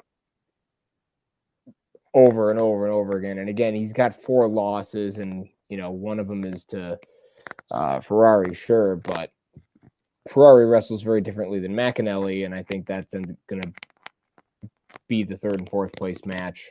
I think he's going to get it done. I think that you're just going to get a bigger, older, stronger guy trying to do the same thing that a younger guy is going to be doing, and I'll take the old guy because I'm old. So what the hell? Edmund Ruth, I do have him placing 8th, and he did have a slow start to the season, but kind of like you were saying earlier, Holmes, about like just getting used to a weight class. Sometimes that does take a minute. You referenced that with Levi Haynes, and quietly, what did he place 3rd at Big Tens? Like, Yeah, like he was really, really good. So I'm going to give him credit for that and fighting through and doing his thing. But no, we're going to get an awesome finals here. I'm very excited. I do think Starachi's going to get it done. And I think that ultimately my decision was just based on the fact that, like, I do kind of want to see a 5-time national champ, and then I want to be a fly in the wall. Kevin, I think I'm going to Your pause mic's you. rubbing on your zipper. Yeah, the thing is the Oh, my microphone's bad. rubbing on your zipper. Thank you. I want to be a fly on the wall in the room when Cale Sanderson and Carter Starachi are arguing about what's better, being a 5-time national champion or undefeated, for those 4 years or whatever. And it's just like, yeah, I don't know. I like to I think still that put my money on Kale to win that head-to-head. I think Cale would have won. I mean, how many national titles would he have won before he lost? 46. Like he'd Yeah. still be going. Yeah, I don't Maybe. I don't know. Has there been anybody in the last, I don't know how many years that we even thought was on that level? Isaiah Martinez for a minute people talked about, and then he lost. And then Chenzo said, "Look at my inside trip." No, it was Null first. This Null is true. beat him. Yeah. So somebody from Penn State said, "Hey, look, I'm really good at this." Yeah, we're putting a hit out on him. Yeah. So yeah, kind of tough. I think the only person that I think people actually thought had a chance at repeating what Cale did was Spencer, and maybe Gable, but like, well, both those guys lost as freshmen. Yeah, so it wasn't really a thing early on for them. But I think coming in, it was like that class. That was what, like Spencer, Gable, Dayton Fix. Who else was in that class? Zahid, I think, was in that class. Like that was like a really Mark Hall, I think, was also in that class. I was gonna say, yeah, like that was like a really good class of guys where we were like, what the hell back, are we gonna get? Solid. Right? Like this is gonna be a really awesome class. All those guys end up, winning national titles except for Dayton Fix, obviously, but they're all national finalists. So I think those are probably the only like crop of guys that had like any sort of hype behind them that came in and we were like, what are we getting here? right? Mhm. What is going to happen? The next guy I think that now has that as Bo Bassett. People are wondering what's he going to do, and how's he going to end up, or who's going to beat him, or is he going to be able to go undefeated, because he's having a obviously great high school career and already on a crazy trajectory wrestling adults. So But no one's going to see 159. I'll say even matches, Right. let alone Right. win. yeah, We're lucky to get 100 anymore in 5 years. yeah, Yeah, that's why like we're the seeing next guys in here four-time like what. undefeated champ's going to be 62-0. Yeah, like That can be who had fun. who was it that had the 30-5 record that we were just talking about? Like that just doesn't. Johnny Lovett. Johnny Lovett, like 35 matches on the year. Like there's certain guys that have wrestled a ton throughout the year, but like then there's others that are just like, I'm But even in good. 35 matches a year, that's putting you at what, 140? So you're Yeah. still 20 matches shy of beating the record. Yeah, I It's mean, it just wild. goes to show like back then they wrestled everywhere and they wrestled everyone. Like there was early season tournaments that people weren't missing, and dual meets that nobody was missing. Nobody was worried about, is Notice this guy managing their wrestling loads. tonight? Right. So just how it worked. All right, let's move on. 197. Robbie, all to you. Hold on, let me pull this back up. I was looking up where Isaiah Martinez was because I forgot that he was coaching in Illinois. He is. And Austin O'Connor. Great hair on Austin O'Connor. Fantastic. It's fantastic. So my question coming into this is the health of Josh Barr and what that's going to look like. How close to 100% is he going to be? Because we're not actually getting any information out of that room. He's down in the room wrestling right now. So what that means, we don't know.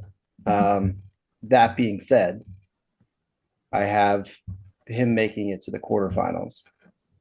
I've got Stephen Little beating Michael Beard to face Barr in the quarters. I've got Little over Beard to make the semis against Cardenas.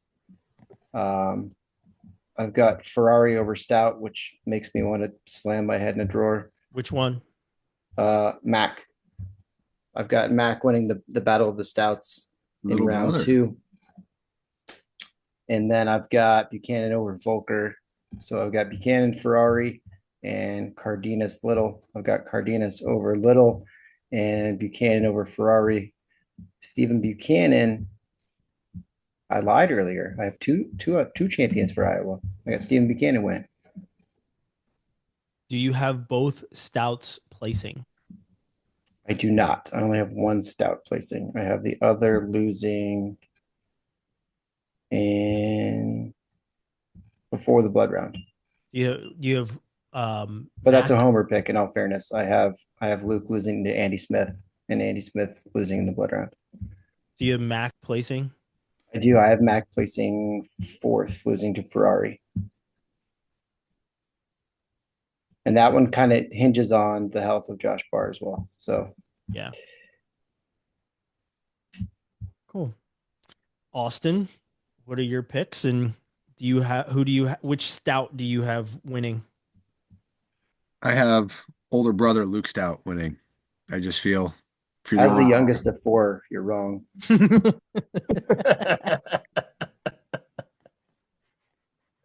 Yeah, I mean, if I'm the older brother, I'm not losing my younger brother. I don't know. But yeah, the other matchup in that round that I have circled here is Beard and Little. Little beat Beard last year at NCAAs here. Maybe a little bit of a bias pick, but I took Beard in that one. I have him beating Barr to make the semis against Cardenas. And then I have Ferrari and Buchanan in the other semi. And then I have Cardenas and Buchanan in the final. And I have Cardenas winning.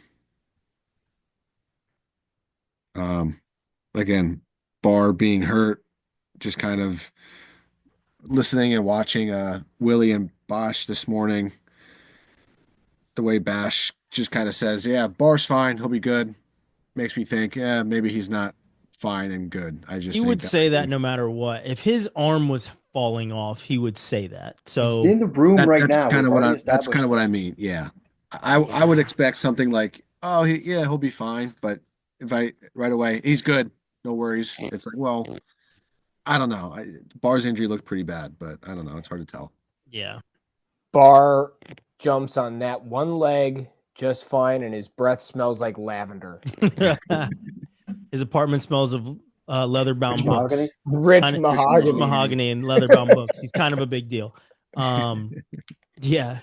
Kev, what do you got? You don't move that damn zipper, Kevin. Oh, you know what? Here.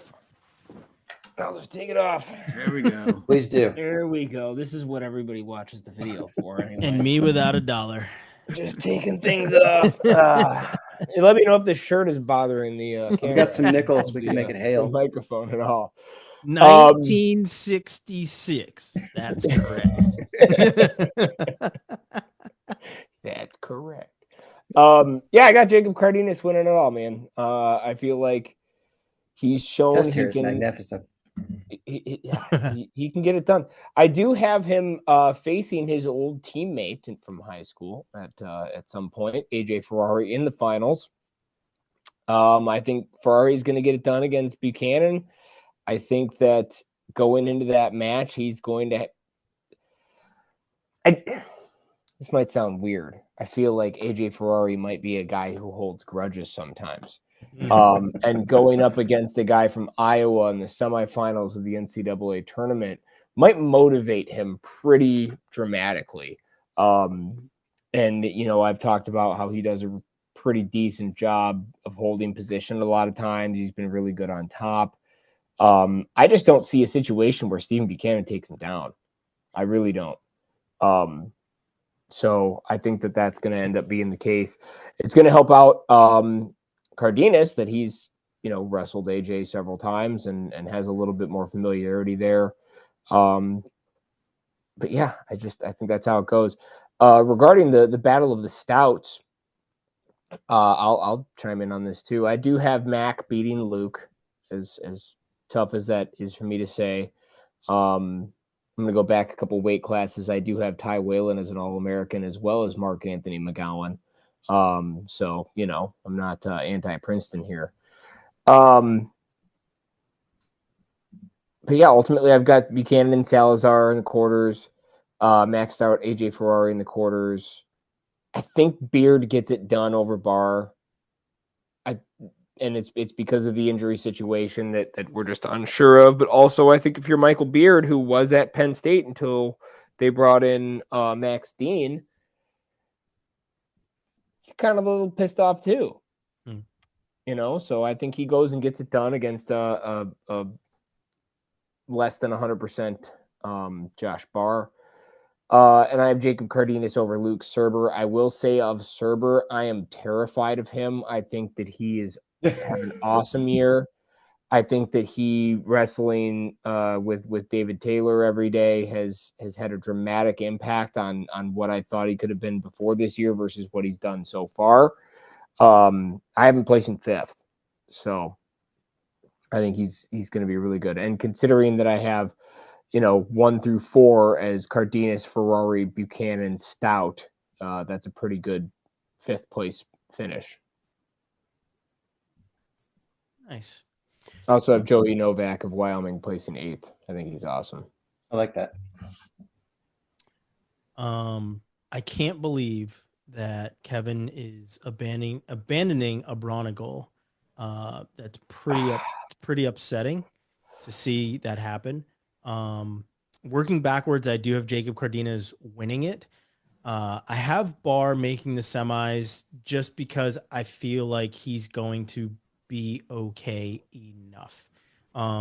It's just tough. I mean, outside of Siriano's injury where you weren't coming back from that, Penn State just kind of gets these guys. They go full Mr. Miyagi on these guys and they're ready to go.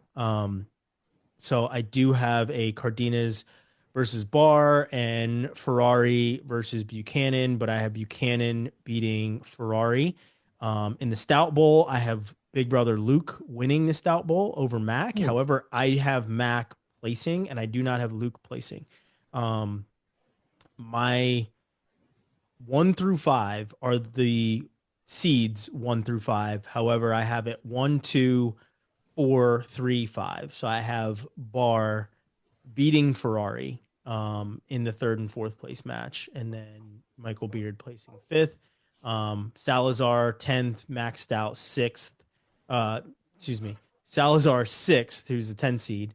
Max Stout 6th seed placing 7th, and then I have Cerber in 8th.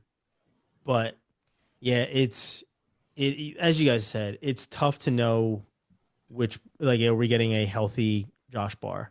If we're getting a healthy Josh Barr, he could be in the final, right? Like if he could certainly be in that final against, Ferrari or Buchanan, right? Like it depends on which guy we see.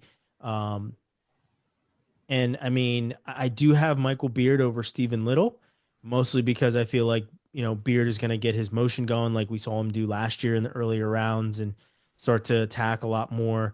I don't think he shuts down that offense until he hits the quarterfinals. So yeah, I think it's, again, very tiered type weight class where those top 5 guys place top 5, but it is for me, it is Cardenas beating Buchanan. And I don't think I've said the AI, but AI has Cardenas beating Buchanan here as well. But they also have Michael Beard placing 4th and not 5th.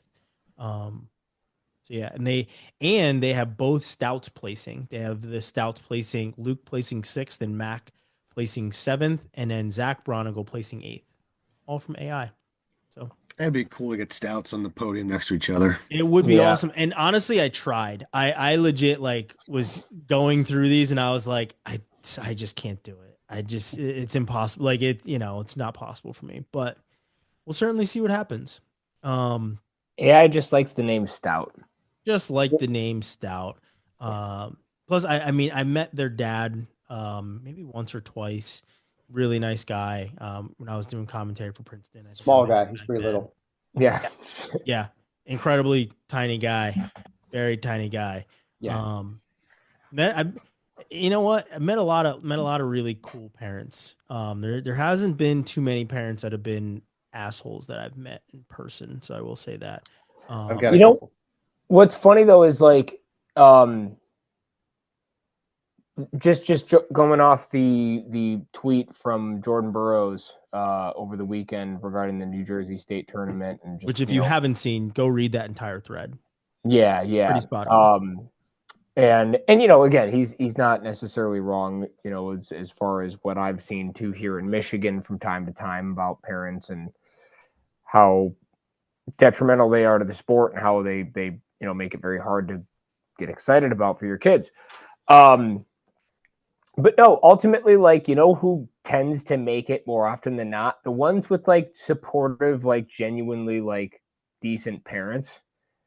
And like, how often do you meet a good parent, like of an awesome wrestler, and they're like, yeah, this is great. Like I didn't wrestle. I'm not really familiar with this. This is all new to me once we got to a certain level, but it's great. This is fun, and sometimes you meet the parents that are like on the other side where they're like, oh yeah, we've been into it for a while, but the common denominator is support, understanding of who their kid is and how to help them get to those levels. And,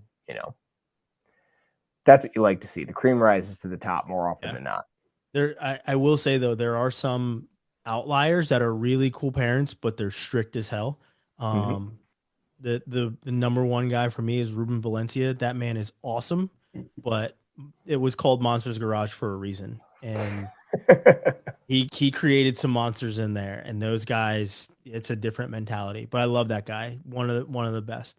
But let's go to 285. I'm going to kick it to Austin to kick things off here in our final weight class. No shock to anybody. I have Stevenson winning that one. I do have Hendrickson in the finals over Kirk Vliet. Just like the way Hendrickson's been wrestling this year. That's probably another toss up there, but I went Hendrickson. And then in the top half, I have Stevenson facing Owen Treffin. Again, might be a homer pick there, but I just don't see Treffin losing to anyone really in that other quad there. So, and then the rest of my quarters are pretty scratch. I have Schultz beating Luffman, and I do have Pitzer, the 10 seed over Trumbull, just knowing Trumbull's pretty banged up. Didn't rust well last week, and I don't foresee that getting fixed anytime soon unless Robbie says I'm wrong. Might be. Oh, boy. Robbie's gonna Mr. Miyagi him. We'll certainly see. Robbie, go ahead. Take it away. So they actually posted a video today of them working out in the venue, and you could see Trumbull moving, and he was certainly moving a lot better than he was in Durham a couple of weeks ago. Knee brace was smaller. It wasn't the gigantic contraption he had on in his only match that he wrestled. So I'm hopeful that he's in a better spot, at least to make an effort, because he's got a good route. We made it all the way to 285 before we had an ACC matchup in the first round, Trumbull and Peter Ming, and then likely a second round matchup, Trumbull and Pitzer. They're 1-1 this year. Pitzer won the last one over very clearly injured Trumbull. So I've got Trumbull winning the rematch. Top side, I've got Stevenson and Colton Schultz in the quarter. I've got Feldman beating Keeter, but then Treffin beating Feldman. And how many more years do we have with the Neville's wrestling in NCAA wrestling? Is the last this the one. final 7. year? Feels like it's been 39 years. This is 7 the last more one. years. Goodness gracious. It's like the Manvilles. They just keep coming. I don't know what- The Rappos back in the day. yeah. Mm-hmm. There's more So Rappos coming though. that's I frightening. believe this is the end of the Neville's. I think there's I more. think there's Rappos another in this. Manville too. Yeah, Somehow. Pearson wrestles for Arizona State, I believe. Yeah. So we got 26 more years of Manvilles. We got a new generation of Rappos coming through. Mason It's, actually still has eligibility left at Penn State, by the way. How many years does he have at Little Rock? Too soon? Sorry. All right. So back to the And there's brackets. another Matten joining the ACC in Stanford. So, There you go. I got Stevenson over Treffin in the semis on the top. I've got Mullen falling to Kirkfleet in the quarters and Trumbull falling to Hendrickson. So I've got Kirkfleet and Hendrickson in the quarter or in the semis there. I got Hendrickson winning that one. He's just been so impressive this year. I'm going to vote for the Farva mustache every time, except in the finals where I don't think Gable's going to get touched by anybody. Well, that sounded weird. I don't think anybody's It'll be gonna beat littering Gable this year. and a lot of points. Yeah. Yeah. So I think, I think Gable gets it done. I've got Kirkfleet over Trumbull for third. Then I've got Treffin over Schultz for fifth. Get another double leg there, and then Mullen over Pitzer in another ACC rematch for seventh. So very ACC heavy podium there, but it's a good weight for them. Yeah. Kevin? It is. Yeah, I got Gable getting it done. I think Kirkfleet beats Hendrickson. I don't know, man. I just know that I've seen Kirkfleet on this stage so many times and beating all these other guys who keep getting to his level and thinking they're at his level, and they're just not. Everyone other than Gable Stevenson and Mason Paris a couple years ago, like Kirkfleet is beaten. So I'm going to give him the benefit of the doubt. I actually, the only craziness I do have Nick Feldman beating Keeter. And then also beating Owen Treffin. I have Feldman in the semis. Feel good about that. I don't know. He had some injury stuff earlier this year. The Big Ten at heavyweight turns out is really tough. So I'm not too worried about his record as much as what I trust that he is as a wrestler. I have Pitzer beating Trumbull. The thing that's crazy, and like I feel bad, Trumbull is fantastic. And we've made jokes all year about, like, you know, how Robbie just wouldn't jump on the bandwagon about how great Trumbull is, and like I stand by all of it. But at the end of the day, it's like that guy was so damn good and so talented and was so dangerous, and it just stinks. And you see one of those giant knee braces on somebody like that, and then you remember like, oh, these guys are superhuman.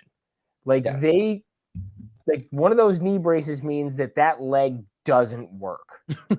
That's what it tells me, and at heavyweight, that sucks even worse. So I don't know. A smaller knee brace still means he's wrestling 280-pound men, and that's really difficult to overcome. So Pitzer, on the other hand, I have Pitzer winning that match, and he's coming off of a shoulder injury that took him a while to get back from. It looks like he's back from it. So yeah, he's looked great the last couple months. He has. So anyway, that's kind of how I see that going. There is my computer is loading very slowly. Nothing too crazy I have other than Feldman placing 5th. I have Keeter getting the revenge on the backside, taking 4th. Schultz I have taking 7th because he's Colton Schultz. He'll end up on the podium one way or another. How many years of Schultz do we have left? At least 9. He'll just never go away. Last one, grow a full beard. He's stuck in the NCAAs. I'm fine with it. So yeah, that's kind of how I have it. I think that. And then, I mean, I assume the odds have changed, but there was like negative 500 odds for Gable to win the national title. It's like it's free money. Like negative 500. You're never going to see a more sure thing at that rate. Yeah. What about the minus 5,000 for Penn State to win? Yeah, the minus 5,000 for Penn State is ridiculous. Dude, based on the way that we've all on it. So here's the other thing that's kind of, but like think about it this way, and like I don't necessarily know that I've looked through my brackets and been like, oh, this other team could potentially win, because I've never really thought about it that way. But I 1,000% could look at the brackets again and be like, I don't have more than 3 Penn State national champions, and that seems like too few. I'm wrong. They're going to have 6. In reality, that could happen. Mm-hmm. And we'll all look at it and be like, oh, of course Lillidahl was going to win. Of course Bo Bartlett was going to win. Of course Shane Van Ness was going to win. Of course Kasich was going to win. Of course Messenbrink was going to win. I'm at 5 already. All right? Like, yeah. And I talked all year about how they're going to break their record, and yet I did the same thing at every weight class, was trying to figure out reasons why they won't. Really hard to do. I mean, at 285, I have 1 through 4 is the top 4 seeds. Gable winning, Hendrickson runner-up. I have Hendrickson beating Kirkfleet because Hendrickson has really looked good this year. I have never seen him more offensive and moving the way he is. And I mean, he hit, what was it? He hit that high crotch on Colton Schultz. Mm-hmm. Just kept shooting and just like kept coming forward. So like, man, I have a lot of confidence in him to beat Kirkfleet this time around. Kirkfleet obviously has to change his riding style as well. And I think that being on their feet at this point may favor Hendrickson just based on how they've looked this year. But I also feel like Kirkfleet hasn't really been challenged this year outside of wrestling Gable. So I just think that Hendrickson might pose a different threat this year, but that's certainly a toss up. And I would like to see Wyatt Hendrickson wrestle Gable Steveson, because I think that Wyatt is wrestling very well, and it's just a match I would like to see. I don't really need to see a Kirkfleet Gable rematch. I also think we'll probably see that in freestyle a ton in the next weeks to years.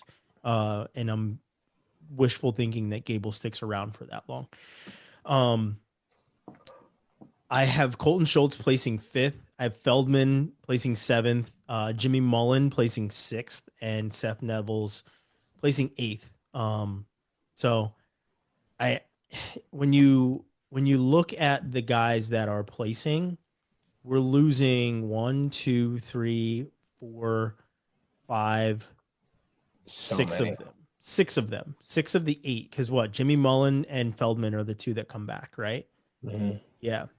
Obviously Keeter will be in the mix at some point, but I have Feldman beating Keeter to make the quarters, and then Treffin beating Feldman to wrestle Gable. 1, 2, 3, 4 literally are my semifinals. I do have Pitzer over Trumbull as well, and that is going off of just not knowing which guy we're going to get and having a rematch with a guy that just beat you with that injury. So obviously that could flip and that could change, and Trumbull could certainly end up on the podium. I just saw how hobbled he was a week ago and was like, I don't know if this guy can get it done, but I am very hopeful that he does. I know Robbie does not, but the rest of us do. So hopefully that part Trumbull proves me wrong when I look at my bracket. But yeah, I think it is the Gable show. We'll certainly see what he does to this field. I think he is a man on a mission to get these big time wins. So we'll certainly see what happens throughout the entire tournament. But I think it's going to be an awesome tournament, and anyone that thinks they have their bracket correct, you don't. You really, truly don't. Mine are all right. I don't know what you're talking about. Yeah. I can't imagine the feeling that you would get if you actually did it correctly, like legitimately. No one would believe you. It would be, no one would believe me, and there would be no reason to. Yeah. At least like the ones on the Google Sheets here, like there's some way that you can look back and be like, okay, well, you edited this like 40 minutes ago. Exactly. Like, yeah, we see it. You can look at the history. So my older brother's been, he organizes a basketball bracket pool every year for the family. And he keeps sending me messages like, oh, you haven't filled out your bracket. Your kids haven't filled out their bracket. I was like, look, dude, I just filled out 330 wrestlers and I've done like 9 times. So I'm going to push autofill because I don't even know who's in the basketball tournament. Yeah. But as soon as you fill out one of these weights, I'll fill out all the brackets for my kids. Yep.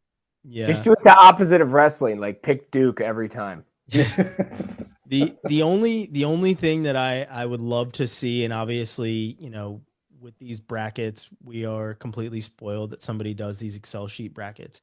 I would just like to see the team points be totaled so that you then get a team finish as well.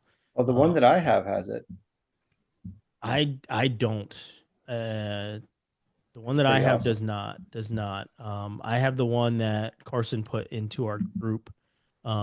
So I don't have the team point calculator. So I got the one that was from, I think Dynasty Defined posted it, but it was on the internet forums as well. Yeah, that's where you got me. Yes. I never go on the forums because I don't either. I was looking for this because that's can't do it. The only place I can find it every year. I don't read them because again, my sanity is worth way more than being on any of the wrestling forums. I realized that as a high school wrestler when I went on to the Wrestling Report forums and into the District 11 chat and saw all the shit that was being talked about me after like a loss and then getting injured, like just a whole bunch. And I was like, this is not for me. I am staying out of this. So I've been, there's like a very firm divide, whether you're a forum guy or not. And there's not really a lot of gray area. Yeah. I can't do the comments on the posts. I mean, I love the comments people leave on the show. They're awesome. But like, I can't do like the forum style. Let's get in here and talk shit about a whole bunch of wrestlers that would kill us. you know, if we're talking But about yeah, how you a keep guy, talking shit about Isaac Trumbull. I mean, I no, I have been talking shit about you not coming around to how great that man is. Yeah, you never got on the bus. That's your Had a fault. whole year to do it. But no, I mean, we may like critique and criticize guys in that sense, but it's not like I'm not going to go full keyboard warrior. And if I do say anything, it's literally recorded. You can see my face. And this is the first year I'm not going to NCAAs, but all the other years, if I said something, I had to face the wrestlers or the coaches who I said it about. And at no point have I ever been afraid to do that. So you know, let's put that out there. There's no usernames for any of us. We may have 6 or 7 burner accounts, but no usernames. When we say stuff, everybody knows that we're saying it, and we are in the tunnels where we have to face the people who we are talking about, unlike a lot of the people that are on the forums or in some Facebook group or on Twitter a lot of the times. So let's, you know, temper down the BS that people love to talk, but I totally agree, but I also just tweeted at Zion Williamson to F off yesterday after Isaiah Stewart blocked the shot. So, you know, I guess it depends. There's degrees to these things. There are certainly degrees to these things. He is a large human being. I saw him when he was in college. We went to Duke and did when Casper was in college, and we did a coverage Also a large there. human. Also a very large human. So, but yeah, I saw Zion Williamson on campus. He was walking through campus when we were there. They had a practice out on the quad, and we saw him. But he wasn't going to class. Don't know where he was going. Could have been going to the cafeteria. I have no idea. But definitely saw him, and he's a large human being. But anyway, wrestling is awesome. We're at the end of the season. We've just made our picks. Love to see everybody else make their picks, throw them into the comments. Before we go, what are your guys' team trophies looking like?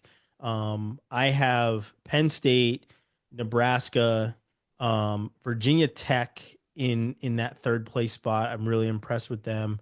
And Oklahoma State in fourth. That's how things look for me. I'm trying not to be so Big Ten heavy, but I also know that there are some really big guns that come from other conferences as well. I could also see Oklahoma State in like third, right? Like they have wrestled very well all year. I think they end up placing fourth. Robbie, what does your team outlook look like? Exactly the same lineup you just listed. I think Virginia Tech has a lot of good spots to make some runs. And a lot of spots they can get some All-Americans that are up pretty high. The two that I kind of have battling out for fourth, I think UNI is going to be right in that. Nebraska, so we didn't be in the mix. Iowa, I mean, there's a lot of teams that are going to be right there, in those three, 4 spots. So those early round matches are going to be more important for the team race for those spots than normal. Kev, team race. Penn State wins it all.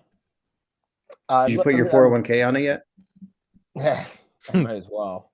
Also, do you guys think they break the record? I know we talked about it like very early in the year. Do you think they break the record? Well, so all year I said yes, and now I'm putting my brackets together. I don't know is the answer, and I know it's a cop-out answer.